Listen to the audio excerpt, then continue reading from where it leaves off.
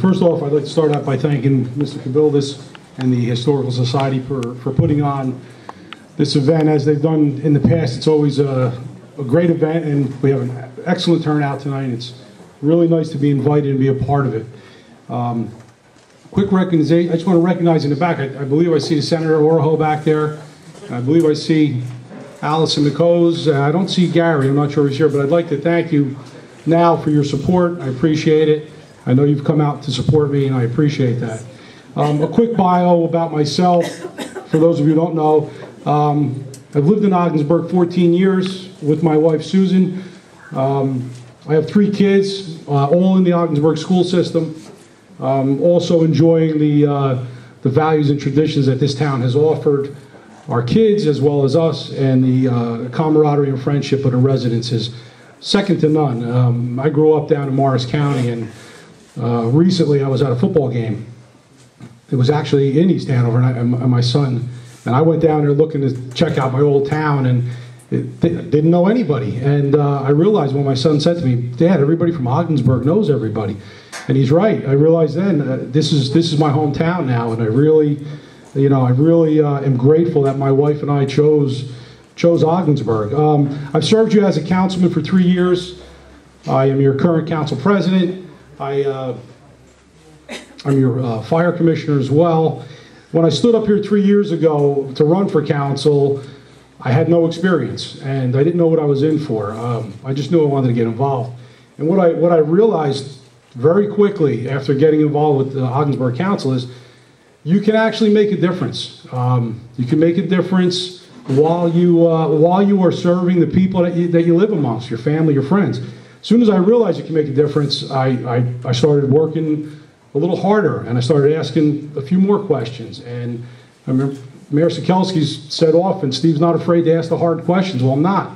And they're not that I'm thinking of these questions that nobody else is. I'm not afraid to ask them, because when you ask a hard question, usually you get a tough answer, and then you have a long road ahead of you of hard work to try to get a resolution to that. Well, I'm lucky enough that I've worked with a fantastic council. They've been a great team. I have the support of the returning council and the 2 council members that are going to be on our council this year. And I appreciate that, because with their support now and throughout the past 3 years, we've been able to achieve quite a bit for Ogdensburg. Like I said, the tough questions are challenging. I enjoy that. I've been part of our council team, and I've really enjoyed it. I think another reason why I have their support, all the council members, they've seen that I'm a team player. They see that I have the leadership skills that are needed to progress Ogdensburg in a future that is a little uncertain. We're coming up on some uncertain times in town. Everybody's facing uncertain times right now in their own home. But Ogdensburg is in some really difficult financial times right now. And the running for mayor against Mike is not the hard part. The hard part is whoever wins starting in January has a very difficult task ahead of them. And I believe I'm well prepared to lead our council and try to accomplish these tough things that we're going to have to face in the near future. Just a couple. I have a whole bunch of accomplishments that I'm proud of. I have them listed on the website. I'm just going to touch on a couple real quick.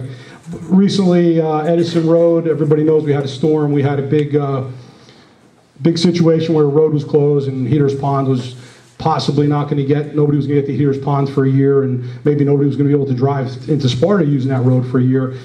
And right off the bat, I thought right away, I want to get more involved. Wayne's our road commissioner, but I asked the council if they would approve a committee, and they did. And myself, Wayne, and Jamie Wolstenholme, we started a committee that was going to concentrate on the job at hand, which was Edison Road and Heater's Pond.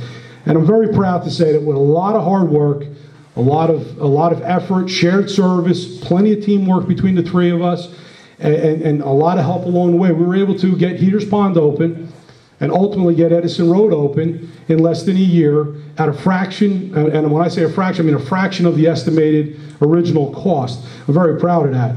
And I appreciate Wayne and Jamie's extraordinary teamwork, and the ability to work with me has been great.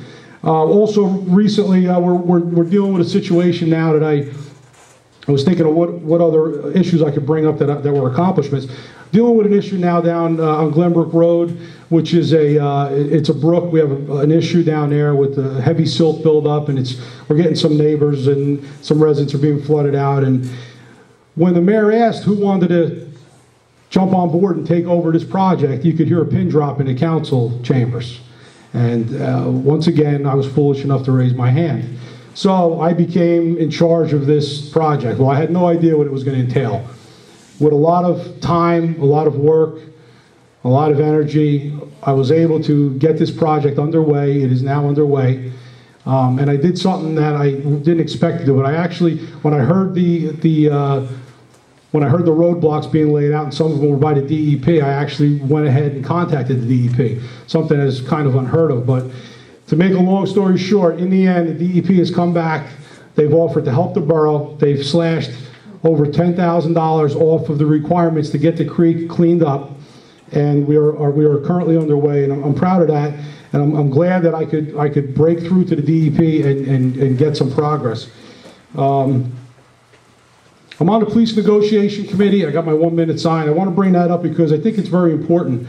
I volunteered to be on the negotiation committee. And the reason I want to be on there is I didn't want to sit back and just see something happen and hear about it little by little. I wanted to be right in the heart of it. And what I'm on the committee for, the reason I'm on there, I'm looking to keep an affordable police department. If we can afford them, I'd like to keep them. Number one goal, if I become your mayor, is taxes, taxes, taxes. We're getting hit hard. The last 3 years, the mayor and the council has done a lot. We've cut the budget quite a bit. This year, over $140,000, but it's not enough. I want to look at each department even more, and I want to work hard to try to get these out of control taxes under control if we can. I have ample time to put into the borough, and I plan on being extremely accessible, and I plan on hearing. I would really want to get the public out to state what they have to say so I can understand it. I ask for your vote on November 2nd, and I would be honored to serve you as your mayor.